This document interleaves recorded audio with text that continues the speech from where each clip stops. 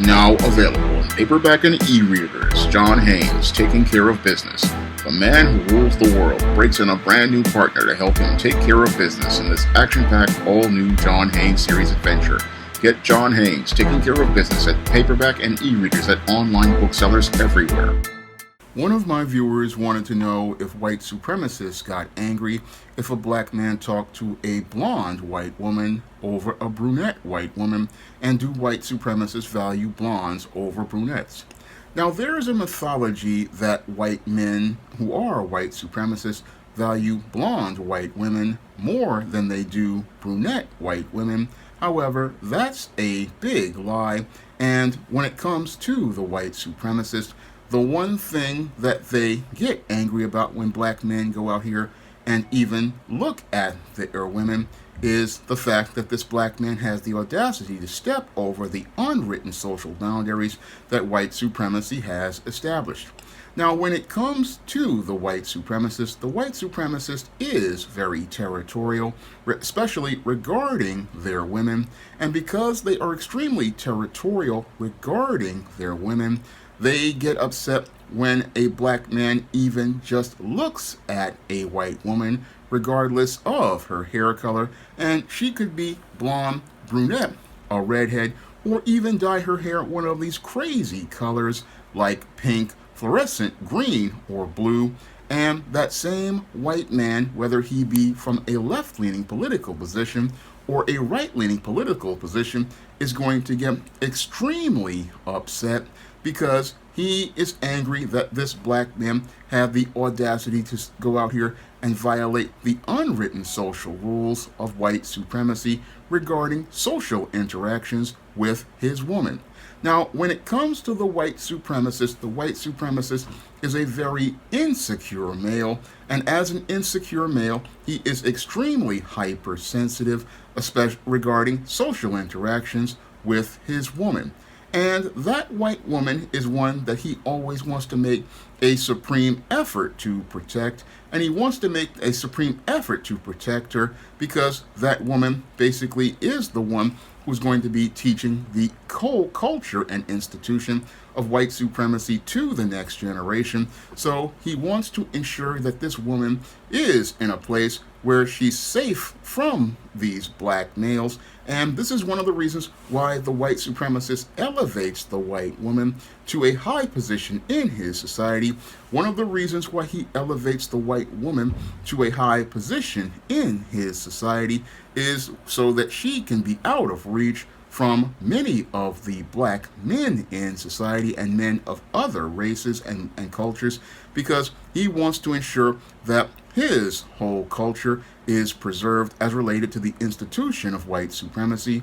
Moreover, that white male also wants to ensure that his genetic line is basically protected from all of these other individuals, and that's because he's afraid of the whole concept of genetic annihilation, where he believes that his entire race will be erased if his woman goes out here and gets involved with black men. That is a fear that many white men, no matter what their political position is, left or right, has, and they really have this terrifying fear of genetic annihilation. So many of these white supremacist males, when they just see a black man looking at a white woman, they start to get angry. And when that black man goes out here and even talks to that white woman in a way that they feel is socially unacceptable, such as smiling at that white woman, such as making eye contact with that white woman, that's when these white males start to get angry, and they start to go out here and get extremely angry because they fear that if this white woman finds this black man to be attractive, they fear that they won't be able to compete for the affection and attention of that woman, because that black man is somebody who they feel in their own minds could possibly be a competitor to them in the social marketplace.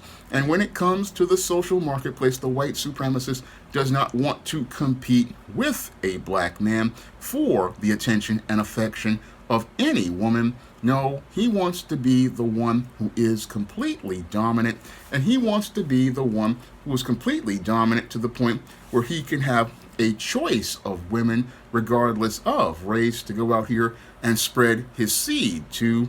That's what the white supremacist wants as related to the social marketplace. He wants to be the supreme male, and he wants to be the supreme male who basically is the one that can get first choice of the most attractive women, whether they be white, black, Asian, or Arab or Indian. He wants to be the one who can go out here and just walk into the room and have these women basically going out here looking at him and looking to get involved with him regardless of his social status. I mean, he could be a poor guy from a trailer park, and he wants to be the one who can go out here and have his pick of all of the women who are in a spot. He wants to be the one who can go out here and just look at a woman, and basically she will go out here and look to submit to him and want to go out here and have a relationship with him and to give him sexual access above all others.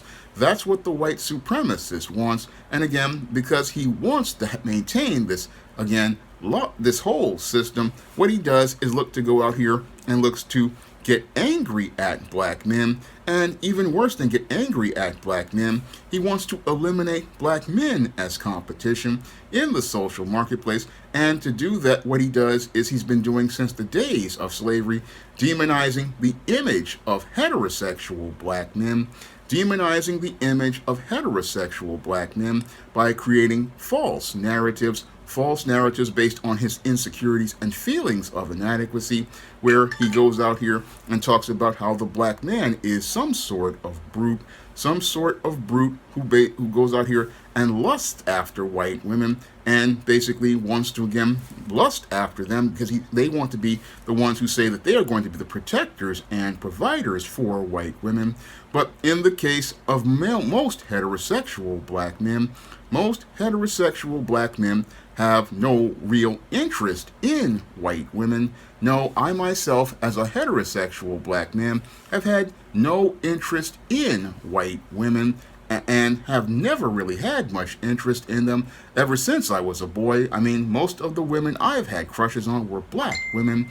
I've had crushes on black women like Vanessa Williams when I was a little boy, and when I was in my 20s, I liked Sally Richardson Whitfield and other black, and Tyra Banks. I liked black women overall.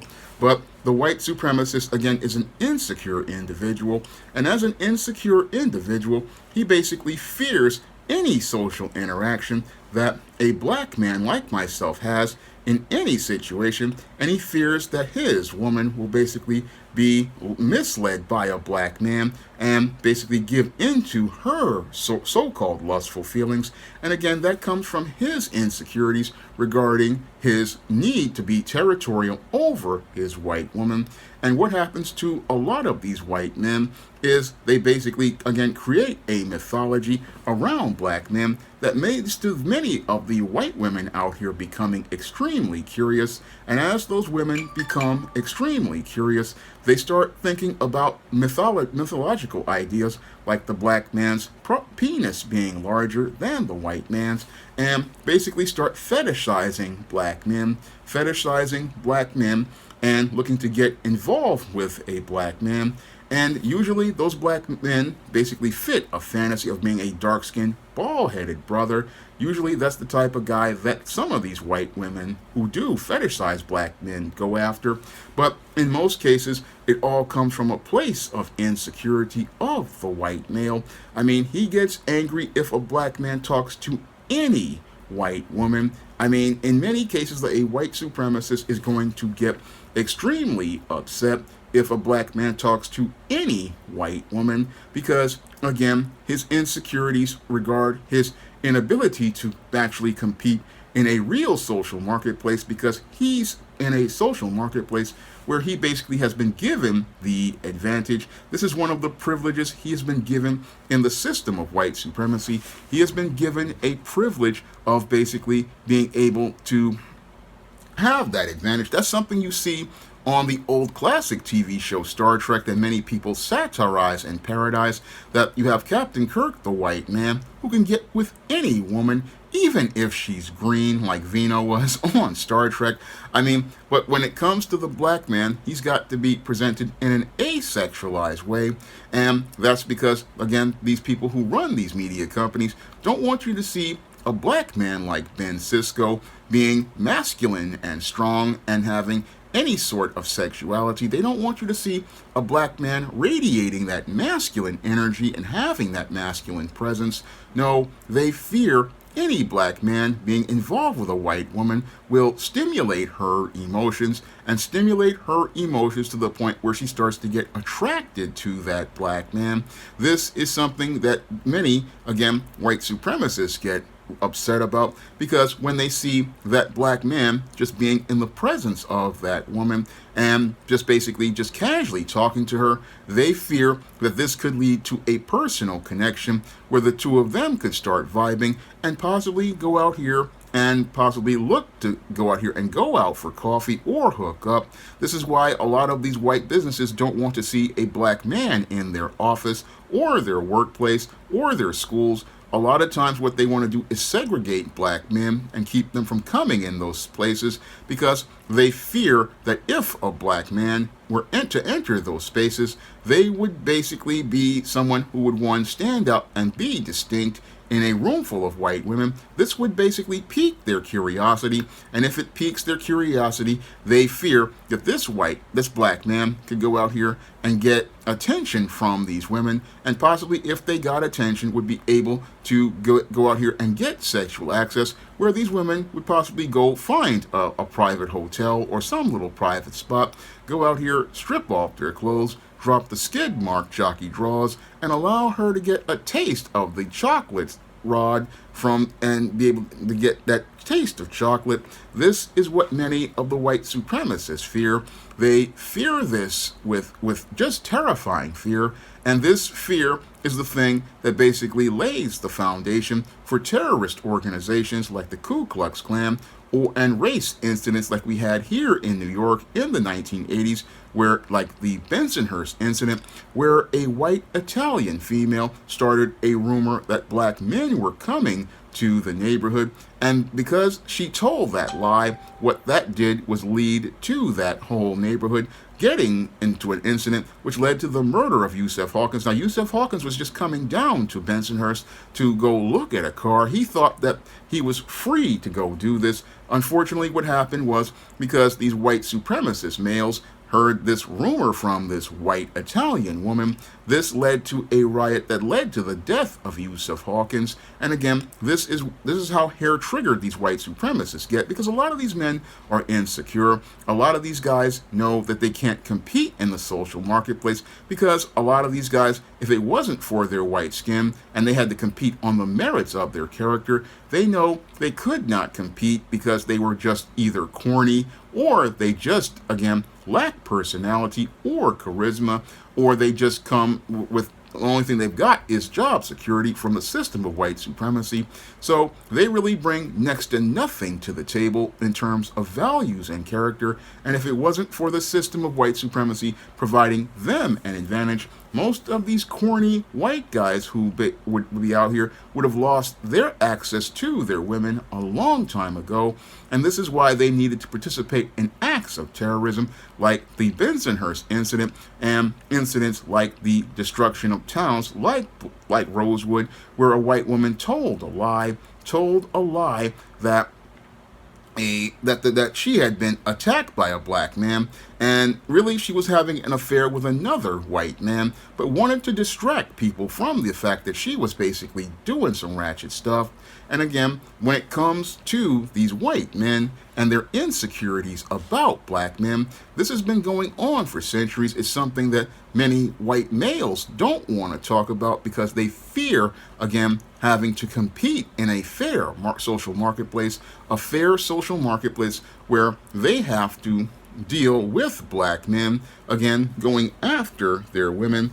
But these same white men, again, will go into a black neighborhood because black males don't know how to be men and be leaders or authority figures and get access to black women. And there will be no problems with this because some of the spellbound black women who deify and worship white men, they'll be out here looking to give access to that white man because of the false elevated social status he has in society. And because he has this false elevated social status, she'll be looking to give him that access. And again, when it comes to black men, because they have been cowed and broken in a lot of cases because of white supremacy, they have no problem with anybody talking to black women. But if that black man were to go out here and talk to that white woman, whether she be blonde, brunette, redheaded, or again, color, dyeing her hair fluorescent green, fluorescent yellow, fluorescent orange, those white men are going to get upset because they have a feeling of inferiority. They have extreme insecurity. They are hypersensitive. And because they are hypersensitive, this is why they will get upset about a black man getting involved with their women, because they need their women to perpetuate the system of white supremacy, be the first teachers of the culture of white supremacy, and ensure that the white race continues on for another generation. This is the mindset that the white supremacist has, and they don't want any white women going out here and engaging with black men at all, because the black man, again, out of all the other men, it represents the bottom of society, and they want to maintain their position at the top. And if that black man starts to get involved with his woman, that means that his position at the top, he feels, is jeopardized. And because he feels like his position at the top is jeopardized, when the guy at the bottom is checking for a woman that of his, this is where the white supremacist wants to go out here and start to get angry, because he feels like he's about to lose his power as a man. And he feels insecure because he knows all the power he has is coming from a lie created by the devil. And the devil was the one who created the religion of white supremacy. He's the one who created the religion of white supremacy to keep people off the road to God, where everyone is all in Christ Jesus and everyone is all a part of Christ, regardless of race. And he wants to keep you off that road because he needs the system of white supremacy to maintain his religion, where he can basically rule over the earth as a false god and a false Christ in his eyes, because he will be the prince of darkness, keeping the world in darkness. And this is what the devil wants to do as related to the system of white supremacy. And he gets angry when a black man talks to a white woman, because he feels that entire system that he made a compromise to be a part of will be jeopardized. That whole religion he is a part of will be revealed to be a lie. And all of this will be revealed to show the truth about him. This is what the white supremacist fears. And this is why the white supremacist gets so angry when a black man just even looks at a white woman, because in his hair-triggered mind, basically, that one minor interaction is a microaggression to him. And because it's a microaggression to him, you can just look at that white woman and that will trigger the anger in any of these white supremacist white males. Now, this was a video that was requested by a viewer, and if you want to request a video, you can drop a donation for a minimum of $15 to the PayPal or the Cash App by clicking the links in the description box, and if I know something about that subject, I will make that video for you.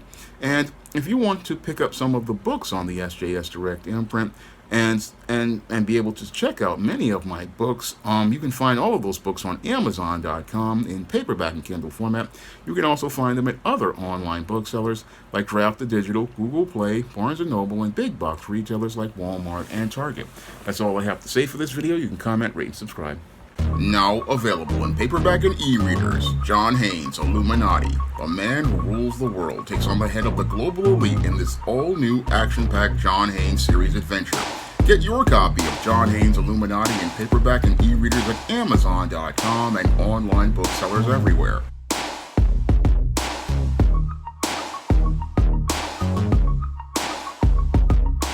Now available in paperback and e-readers, Esteem Horror in the Hamptons. The aspiring angel tries to escape a house of horrors in this action-packed, all-new Esteem series adventure. Get your copy of Esteem, Horror in the Hamptons in paperback and e-readers at online booksellers everywhere. Support Black-owned and Black-operated digital broadcast media. www.niceradionetwork.com. Nice Radio Network, broadcasting 24 hours a day, 7 days a week.